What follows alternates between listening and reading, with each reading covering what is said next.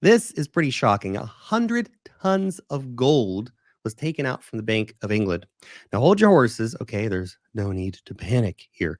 It was not a heist. Rather, India repatriated a big chunk of its gold holdings from the UK. Now, while this might seem like an ordinary interbank transaction, it could actually mean that countries are trying to limit their exposure to Western financial institutions in the wake of all the craziness that's been happening recently. The question is why, and should we be, well, considering doing the same? Now, stay with me, of course, for the next few minutes as we try to find the answer. And most importantly, try to find out if we actually need to follow what the Indian central bank is doing right now. Now, one question we need to answer is why? Why is India's gold in the UK anyway? Well, the Bank of England is the United Kingdom's central bank, and they offer gold custodial services for other countries. Basically, more than half of India's gold is securely stored in the Bank of England and the Bank of International Settlements, and about a third is stored domestically. Now, in 1991, facing a foreign exchange crisis, India pledged gold to the Bank of England for a $405 million loan. Though repaid quickly, the Reserve Bank of India kept the gold in the UK for, just logistical reasons, right? So it does make sense to store gold with the Bank of England because of its security, and most of all, London is the largest and most important gold market in the world right now. Anyway, that could change soon. And thus it'll be easier to sell or to collateralize the gold if needed. But why take it back?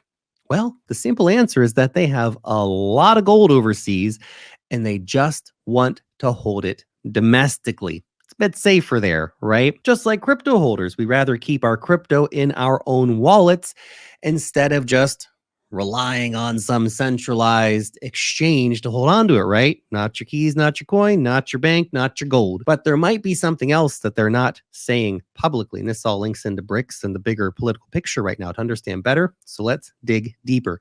Global finance is predominantly being controlled by the West.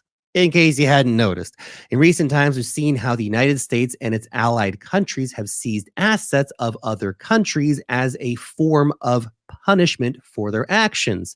Now, at the start of the war in Ukraine, the United States and its allies immediately seized around $300 billion of Russian assets. Now, that's composed of cash, bonds, and other assets, which were all with Western financial institutions. Now, look, I know you can have any opinion you want on this war. I get it. It's very, very complicated, and it's a terrible thing that's happening. Okay, let's be very clear about that. But you also have to recognize that this was the shot heard around the financial world that Western institutions cannot be trusted. Think about if you're China and you're watching this, what are you thinking? If you're India and you're watching this, what are you thinking? If you're a lot of countries, Saudi Arabia, UAE, you start to get the picture. And look, this is not the first time it's happened. The 1979 Iranian Revolution ousted a US-friendly administration. And since that time, the country has basically been on the US naughty list, okay? The country has not only been isolated from the international financial system, but has also seen its assets seized and frozen abroad. Now, the exact amount of assets frozen is unclear, but many experts are saying that it is more than $100 billion. And they're not alone. Venezuela, just a couple years ago, had $3 billion of its assets frozen by US and European banks in an attempt to pressure President Nicolas Maduro to take steps toward freer and fairer elections according to Western standards. By the way, the UK also had some Venezuelan gold, which they decided to seize. Now you understand why India is doing what India is doing, right? Now let me interrupt the flow real quick here to let you know about the best damn newsletter in the cryptocurrency business. It's my newsletter. Surprise, I know. It's called Wealth Mastery. And every single week, my team and I are bringing you the latest and the greatest insights on the market. We cover airdrops, meme coins, altcoin news, deep dives, NFTs, Bitcoin news, charts, and much, much more. You can join 135,000 plus weekly readers for free. Link in the description or the pinned comment on X. Look, I get it. Life's busy. We're going to help you stay ahead of the curve. Check it out. Now, back to it. So look, it does not take a genius to see that assets held overseas with foreign governments can be easily seized if the institutions or countries that are holding them think that your country has done something wrong. You've been naughty, and daddy's going to punish you now. And in the wake of sanctions imposed on Russia, several countries have begun to think about withdrawing assets from Western financial institutions or selling off Western debt. Now, 85 sovereign wealth funds and 57 central banks participated in the 2023 Invesco Global Sovereign Asset Management Study. And a big share of the respondents were concerned with the freezing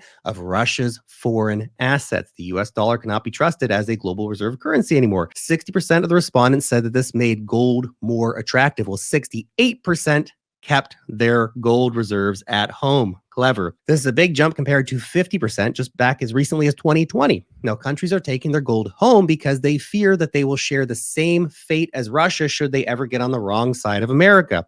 Countries are also steadily dumping U.S. treasuries. Look at China. China unloaded around $74 billion worth of U.S. treasuries in 2023 alone, and they're not showing up to buy new U.S. debt. Other BRICS members, including India and Brazil, offloaded $1.4 billion and $1.2 billion, respectively.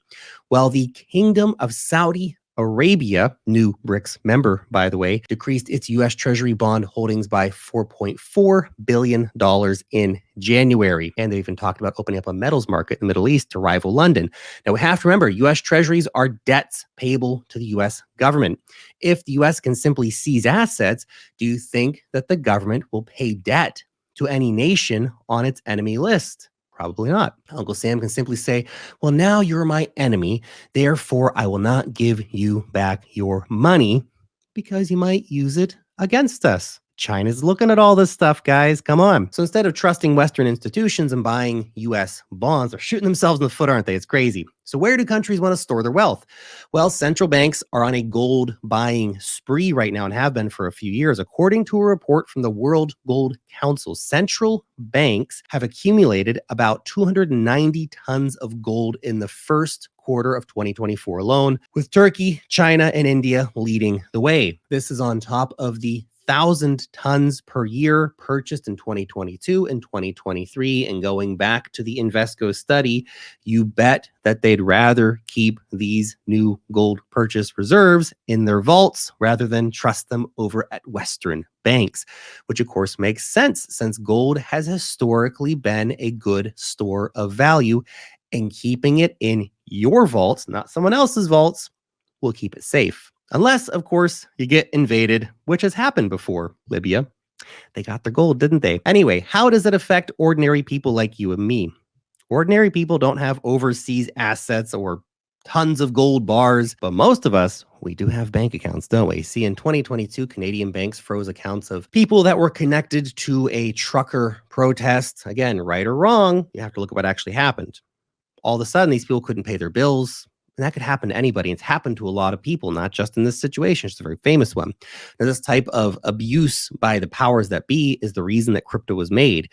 We can be our own bank. Anybody can store their wealth using self-custody wallets. You don't need a bank. You don't need an intermediary. None of that stuff. As long as you keep your keys safe, nobody is going to be able to seize your assets. Even sovereign wealth funds, they know this, and that is the reason why they want to add Bitcoin to their portfolios. We have the UAE mining Bitcoin. We have Qatar rumored to be buying. We have Singapore which has been buying. This is Satoshi's gift to the world, digital money that cannot be controlled by anybody. I hope you have enough of it. Thanks for watching.